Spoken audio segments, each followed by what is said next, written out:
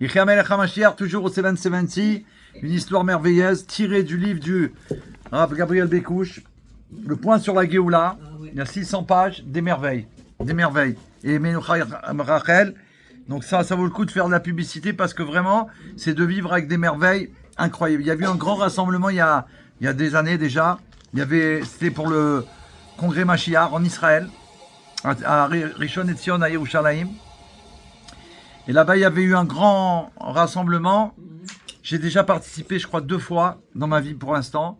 C'est extraordinaire, vraiment extraordinaire. Il y a des stands et tout, mais des conférenciers extraordinaires, de qualité. Là-bas, il y avait le Rav Zimron Itzik, qui pour l'instant n'est plus là, et le Rav Boaz Kali, qui n'est pas là non plus, qui n'est plus là pour l'instant en attendant la Géoula. C'est celui que j'ai rencontré à l'époque à Haïfa, qui s'occupe des 7 lois de Noé. Il raconte qu'il a eu un coup de fil comme ça d'un Bné Noir, qu'il a appelé, et il lui a dit, Boaz, il y a une occasion incroyable de faire connaître les 7 mitzvot des enfants de Noé en Turquie. En Turquie. Turquie. Imagine, au jour où on parle de la Turquie, il y a un cheikh, c'est-à-dire un érudit chez eux. D'accord? Un cher, voilà, un cher, comme ça c'est. Un cher qui étudie et enseigne le Coran dans tous les commentateurs. Et il explique tout cela en faveur d'Israël. Il dit, cet homme-là, d'accord, et tu es invité à le rencontrer. Il dit, sérieux? Il lui dit, écoute, d'accord. Il dit, il lui dit, il a une chaîne de télévision en Turquie qui est vue, regardée par 5 millions de téléspectateurs. C'est... Wow, 5 millions d'un coup. Et il lui dit, tu es le prochain invité. Lui, il a parlé pour lui, il a dit, j'ai quelqu'un, il est spécialiste des 7 lois de Noé, c'est le chalier des 7 lois de Noé en Israël. Et c'est grâce à lui que j'ai été nommé chalier de la France pour les 7 lois de Noé. Grâce à lui, à Rav Matuzov, au 770. C'est un ami qui est venu dans le local que j'avais avec le Bet Mashiach que j'avais. Baruch Hashem, il était venu, il était fou de joie. À chaque fois qu'on se voyait, c'était vraiment une grande joie. On a travaillé ensemble, bien sûr. Hein. Et il m'a dit comme ça. Alors, il a dit, écoute, ok, je viens. Il lui dit... demande combien ça va coûter pour le déplacement. Il y a un prix à tout ça, peut-être qu'il fallait payer. Il lui dit, tout est pris en charge. Tu as juste à venir. Donne-moi ton feu vert, c'est tout, on s'occupe de tout. Et il a donné son OK. Le lendemain, il est parti. Il a été à l'aéroport turc. Là-bas, il y a 2 envoyés, deux personnes qui sont venues le chercher, des envoyés du Cher. D'accord, ils ont été pour l'accueillir. Il y en a un des 2, il a dit, je suis un Ben Noir. Il l'a accueilli en Turquie. Il dit, je suis un Ben Noir. Il n'y a pas la date là. Mais je pense que ça remonte au moins, on va dire, à moins de 10 ans. D'accord? Il lui dit, j'ai pris les 7 lois de Noé dans un état musulman. Incroyable. Lui-même, il a dit, j'étais impressionné qu'il me dise ça. Alors ils arrivent. Il y avait une voiture qui les attendait. Et comme c'est un état très dangereux, il dit la voiture, c'était comme ils sont venus les chercher, ils ont pris une voiture blindée, super blindée. Pas blindée, super blindée. Et là, alors le Rav Kali, il a dit, elle était tellement blindée qu'ils n'ont pas réussi à l'ouvrir. Avec les trucs, ils n'arrivaient pas à l'ouvrir. Alors Rav Kali, c'est incroyable ce qui s'est passé. Il leur a dit, écoutez, tenez, il leur a amené des cartes des 7 lois de Noé en arabe. Il leur a dit, prenez-la. Il a donné à 2 monsieur, celui qui l'a invité. Il a dit, regardez sur la carte, c'est les 7 lois de Noé. Et en bas, il y a marqué que vive le roi Yéhi a donné en arabe. Il lui dit, alors on va le dire ensemble. Donc eux, ils sont un peu gênés, ils ne comprennent pas. Ils font Yéhi. Oui, voilà, on arrive. Ils font Yéhi en arabe. Baruch haba, bienvenue Esther. Ils font Yéhi en arabe. Et là, il y a un miracle. Il y a un miracle. Ils disent Yéhi en arabe, la voiture, elle s'ouvre. Et là, ils sont choqués. Ils sont choqués parce que, voilà. Ils arrivent donc au prochain rendez-vous, où là, ils sont reçus par le Cher. Et dès qu'ils le voient, ils lui disent, écoute, bonjour Esther. Bonjour les Baruch haba. Il leur raconte tout de suite ce qui s'est passé comme miracle à l'aéroport. Et là, il est impressionné, le cher. Quoi? Il a dit, regardez ce qui s'est passé. On n'arrive pas à ouvrir la voiture blindée. Donc déjà, ça a mis une ambiance de Géoula tout de suite. Baruch Hashem. Donc ils ont dit, après ils ont été dans... Alors c'est pas dans l'histoire, je veux raconter le point fort qui est lié avec une guerre qu'il y a eu dans le monde. Écoutez bien. Il dit que là-bas, il y avait un des non-juifs en Turquie qu'il a connu grâce à... Donc il a fait sa conférence, elle a été suivie dans la télé par 5 millions de musulmans. Puisqu'ils ont 5 millions de téléspectateurs. Il a parlé des 7 lois de Noé, il a parlé du Rabbi Roi Mashiach, il a parlé qu'il faut faire des actes de bonté, il a parlé aussi, il a dit j'en ai profité pour parler que d'après la Torah, la Torah elle dit que la terre d'Israël elle appartient à Israël pour toujours, elle appartient à personne d'autre. Il a dit ce que le Rabbi dit, il a expliqué le Rashi de la Torah devant tous les téléspectateurs turcs. Imaginez. Donc, diffusion à fond. C'est pour ça qu'il faut être prêt, le Rabbi dit, parce que demain on peut te tendre un micro, ça peut arriver comme ça, il faut que tu dises quoi? Tu vas dire non, il fait beau, il y a truc, il y a la grève, il y a les Jeux Olympiques, tu dis non, attends, voilà, j'ai un message à vous transmettre. Actualité du monde, le Rabbi, Mashiach, il est prêt à venir. Je vous explique, vous m'avez tendu le micro, alors écoutez, et on balance la sauce. Donc il a fait un festival, une bracha, une opportunité divine. Maintenant il raconte que là-bas, il y avait un problème, ils étaient en guerre dans les pays voisinants, et il y a un monsieur qui était là-bas, qui avait...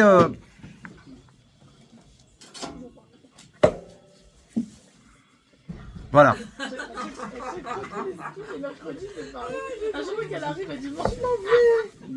Voilà, il y avait donc un juif du nom de Meir Fordan qui a relaté après la mort de Tito, il raconte cette histoire.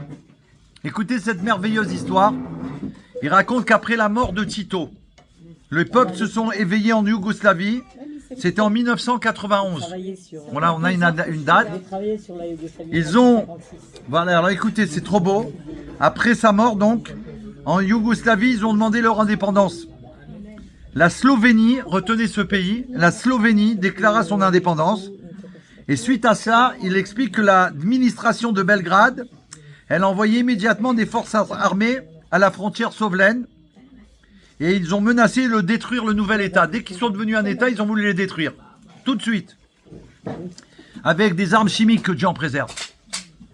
Les dirigeants du gouvernement temporaire de Slovénie me demandèrent alors si j'avais des liens avec Tsahal. Donc ils étaient présents quand lui, il a été Rav Kali pour faire cette conférence. Et ils lui ont parlé. Ils lui ont dit, est-ce que vous avez des connaissances avec des gens haut placés de Tsahal? Et pourquoi il s'est demandé pourquoi vous voulez avoir des gens haut placés de Tsahal. Il a dit, voilà, nous, notre intention, c'est de faire signer un accord de cessez-feu, d'arrêt de guerre, avec entre la Belgrade et la Slovénie. Et il explique, Rav Kali, qu'à son avis, il soupçonnait à juste titre que leur peuple et leur armée ne tiendraient pas le coup. C'est sûr qu'ils se feraient écraser en un instant. Ils venaient d'être un pays, ils n'allaient plus exister, que Dieu en préserve. Et en plus, qu'ils seraient affaiblis à cause de cette guerre, donc ça avait après les galères qu'il y a, c'est pendant des années que tu subis tout ça. Contre l'armée puissante de Yougoslavie. Devant une telle oppression, je n'entrevoyais qu'une solution, qu'une seule solution. Ils lui ont parlé à Rav Kali. Il a dit, écoutez, la seule solution que j'entrevois, c'est d'en faire part au Rabbi immédiatement. Il leur dit au Rabbi Roi Mashiach, comme ça. Maintenant, il a affaire à des ministres, à des grosses têtes. Hein. Ok. Parmi les Slovènes se trouvait un prêtre non-juif du nom de Falazar. Sans perdre de temps, Rav Kali lui a expliqué. Il a dit, écoutez, on écrit au Rabbi, on demande sa bénédiction, vous allez demander ce que vous voulez. Ok. Il a fait appel, il a dit à Rav Kali de venir dans son bureau. Ils ont écrit une lettre au Rabbi. Il a bien sûr spécifié les rapports amicaux qu'ils avaient entre eux avec les Juifs, les Slovènes de la Slovénie, et qui a toujours existé entre eux. Et maintenant, dans la lettre, il implore la bénédiction du Rabbi pour que son peuple soit sauvé. Regardez ce qu'il a demandé. La réponse, ils ont envoyé le fax tout de suite. Ils ont eu la réponse dans Yurot Kodesh. Et le Rabbi lui a dit 91. Non, 91, ils ont eu la réponse, officielle, oui. C'est ça parce que j'avais vu tout à l'heure. Enfin, ils ont envoyé le fax au rabbi. Donc c'était il y a plus qu'il y a une Oui, dizaine c'était d'années. plus. Je me suis plus rappelé que c'était 91. Il répond le rabbi. Immédiatement après qu'ils ont envoyé le fax, voilà, ils ont envoyé un fax, voilà. Il lui demande le rabbi dit, s'il me joint le prénom de son père, je prierai pour la liberté de son peuple. Regardez ce que le rabbi lui a demandé. Il n'a pas dit faites les 7 lois de Noé, faites ci ou faites ça ou faites ci ou faites ça. Le prénom de votre père, parce qu'un non-juif, il doit donner le prénom de son père, pas de sa maman. Parce que chez eux, les non-juifs, c'est le père. Nous, c'est la maman, parce que nous, on authentifie un juif par rapport à sa maman. Et eux, c'est par le papa. Alors le monsieur, il lui dit, le rabbi vous a répondu, il faut vous envoyer le prénom de votre papa. Tout de suite, il y a donné. Et là, il dit une chose incroyable. Il dit que dans la journée, ce même jour, la guerre, elle s'est arrêtée. Et il dit, quand on sait ce qui est arrivé à la Serbie, à la Bosnie, à la Croatie, on peut s'imaginer ce miracle incroyable qu'il y a eu. Ce jour-là, les armées qui étaient venues pour attaquer, ils ont reçu un ordre de rentrer. Ils ne savent pas pourquoi. Le rabbi, il a demandé la bracha au maître du monde, ça s'est opéré. Ils ont envoyé tout de suite une lettre au rabbi pour le remercier du grand miracle qu'il a fait pour son pays, pour tous les habitants du pays.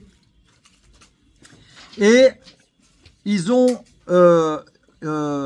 sont engagés à respecter les 7 lois de Noé. Reconnaissance. Tu nous as amené la bracha, tu as sauvé mon pays. Et ils se sont engagés, Baruch Hashem. Donc c'est une histoire qui est passée que nous on ne sait même pas. C'est le rabbi qui a opéré. Ce pays, alors tous les autres se sont fait massacrer, que Dieu en préserve. Eux, ils n'ont rien eu parce qu'ils ont fait l'émission des 7 lois de Noé. Ils ont fait la diffusion des 7 lois de Noé. 5 millions de personnes qui ont écouté l'émission. Cette opportunité merveilleuse. Ils demandent une bracha, mais nous, on est en galère. Ils veulent nous attaquer et tout. Demandez une bracha. On demande une bracha. Le jour même, la guerre, elle s'arrête. Miracle miraculeux. Ils reconnaissent le rabbi comme roi Mashiach, puisque ça peut être le roi Mashiach qui sait qui peut faire arrêter une guerre. Ils sont venus, ils étaient déjà là. C'est pas, ils ont décidé peut-être qu'on va faire la guerre. Ils étaient déjà là avec leurs armes. Donc ça, que Dieu fasse que Bezrat Hashem, qu'on prenne conscience que ce qu'on doit apporter aux non-juifs, au monde, c'est la Géoula. C'est-à-dire leur amener que Baruch Hashem, ils peuvent guérir. Ils peuvent avoir tout le bien. Ils peuvent avoir le bonheur. Tout ce qu'ils rêvent tous d'avoir. Ça, il faut se brancher Torah. Et que grâce aux enseignements du rabbi qui nous demandent d'aller les voir pour qu'ils fassent les 7 lois de Noé, ça leur change leur vie. Ça leur change leur vie. Et du coup, Baruch Hashem, ils changent. Non seulement ils croient en Dieu, et ils adhèrent aux 7 lois de Noé, et ils aiment le peuple juif, et ça veut dire qu'ensemble, après, ils viennent aider. Ça y est. Parce que là, ils sont reconnaissants pour l'éternité. J'avais appris ça de Rav Nissim Shuraki, qu'il avait dit que autant les non-juifs, en général, quand on leur fait quelque chose qui n'est pas bien, que Dieu en préserve, ils peuvent s'en rappeler, waouh, des centaines d'années jusqu'à leurs descendants, etc., que Dieu en préserve, ils se repassent le message. Mais dans le positif, c'est ça qu'il voit. Le rabbi nous a appris à voir le positif, ne regarde pas la galère. La galère, elle existe. Ils sont nés comme ça, ils sont comme ça. Si tu leur fais du bien, voilà, là. Ils en parlent au monde entier, ils font des actions que tu peux même pas t'imaginer. Alors que Dieu fasse qu'on soit à pied d'œuvre pour aller voir tout le monde, leur transmettre le message, on est là pour vous aider. On est là pour vous aider, qu'avez-vous besoin? Qu'avez-vous besoin? Dites-moi ce que vous avez. Ma mère, ma grand-mère, ce que tu veux. Alors voilà, ça. Et la dernière histoire que j'ai eue, toujours dans le livre du Rav Bécouche, la semaine dernière, je l'ai transmis. Ils ont demandé à un non-juif de faire 1 minute de silence chaque jour, de savoir qu'il y a un maître qui dirige le monde, qui a un œil, ce que le rabbi a dit. The world is not a jungle. Le monde n'est pas une jungle. Il a un maître qui a un œil qui voit et une oreille qui entend. Il n'a pas dit la suite pour les Bnei Noirs, que tout est écrit. Et bien ce message-là, le jeune homme, Bachour, il a dit à un monsieur de couleur qui avait un gros problème avec son enfant de 4 ans, d'accord? Il a dit, respectez 1 minute de silence avec votre épouse. Et quand je reviendrai la semaine prochaine, vous me direz si votre femme, elle a accepté. Avant, à son époque, là, de l'histoire, il n'y avait pas les outils de maintenant.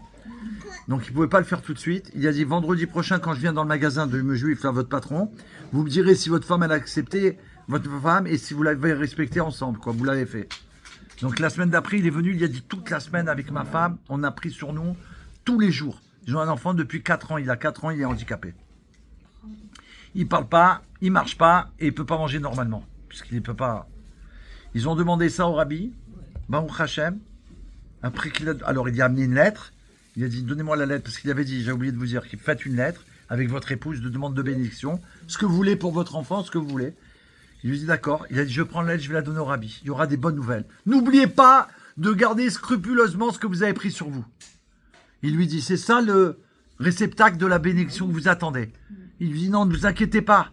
Et on a fait ça vraiment. Nous on ne sait pas. Il n'y a que Dieu qui sait quand c'est vrai. Donc on est obligé de leur dire, sois sérieux avec Hachem. Il est revenu 3 semaines après parce qu'il y avait les vacances là-bas aux États-Unis. Donc il n'a pas pu venir au magasin. Le patron lui a dit, c'est pas la peine de venir, je suis pas là. Ok. Ou c'était fermé, je sais pas. Quand il est revenu, le monsieur il a accueilli. Il attendait qu'une seule chose, c'est qu'il finisse de parler avec son patron. D'accord? Parce qu'à chaque fois il restait longtemps avec lui. Il est venu le voir, il lui a dit, écoutez monsieur, il faut que je vous dise, c'est trop extraordinaire. Avec ma femme, bien sûr qu'on a continué. On a fait, la minute de silence. Tous les jours, on a pensé au maître du monde. Et là, comme ça, on ne sait même pas comment c'est arrivé, notre père, notre fils. Du jour au lendemain, comme ça, il nous a parlé. Il a commencé à parler à la maison. Alors, on est venu, on était complètement... mais attends, on rêve ou quoi? Il s'est levé, il s'est mis à marcher. C'est pas possible. Il a 4 ans, il n'a jamais marché, il n'a jamais parlé. Tu as demandé une bracha au rabbi. Il t'a dit de faire ça, le petit jeune homme, le bachour, et le petit, il marche. Et il a dit, et on l'a même inscrit cette semaine à l'école. On a trouvé une école, ils l'ont accepté parce que il est en retard, c'est normal, mais ça va aller, ils vont le rééduquer. Il a dit, monsieur, ma femme et moi, on est tellement reconnaissants qu'on voudrait remercier le rabbi. Vous lui dites de la part de ma femme et moi qu'on a pris sur nous de raconter notre miracle à tous ceux qui nous connaissaient, qui connaissaient notre enfant, à tout le monde, de le publier. Et on a pris sur nous de respecter les 7 lois de Noé. Ça se fait mi-mêler. Tu n'as plus besoin des forcer. Les forcer, c'est quoi? Leur transmettre que Mashiach, il est là pour les aider à connecter avec Hachem. Mashiach, c'est pas le bon Dieu. Mais lui, connecte les gens avec Hachem. Il lui dit, voilà, fais ça. Lui, il sait ce qu'on doit faire. Ce qu'il faut qu'on fasse. Alors, il te dit, toi, tu es non-juif, tu dois faire ça. Toi, tu es juif, tu dois faire ça. Tu fais? Ok. Alors, prépare-toi pour la bracha. Tu es en train de fabriquer le réceptacle pour obtenir la bénédiction. Que Dieu soit béni. C'était un spot Géoula. Avant que je ne parle, vous pouvez me dire quelques mots Oui. sur le pourquoi de Si je tout peux. ce que nous entendons sur les enfants de Gaza et Gaza, et pourquoi on ne l'entend pas sur les enfants et les enfants de l'Ukraine. Si vous saviez tout ce que Je sais pas, ouais. C'est du blabla. Alors attendez, un instant. Parce que le spot Géoula, c'était un spot Géoula, donc on le partagera. On se retrouve tout de suite après pour les devoirs du cœur, Yichia Melech HaMashiach, avec une ambiance spéciale des princesses d'Agéoula qui sont prêts pour la Géoula, avec Avi qui est avec nous pour surveiller. Avi, quand il vient, c'est le gardien. Grâce à lui, Baruch Hashem, on est protégé de tout. Voilà, donc ne vous inquiétez pas. On a tous des gardiens pour l'honneur d'Hachem. Il est là pour garder le 770. Voilà, et les princesses d'Agéoula. Merci beaucoup, à tout de suite. On se revoit pour la suite. Et on les voit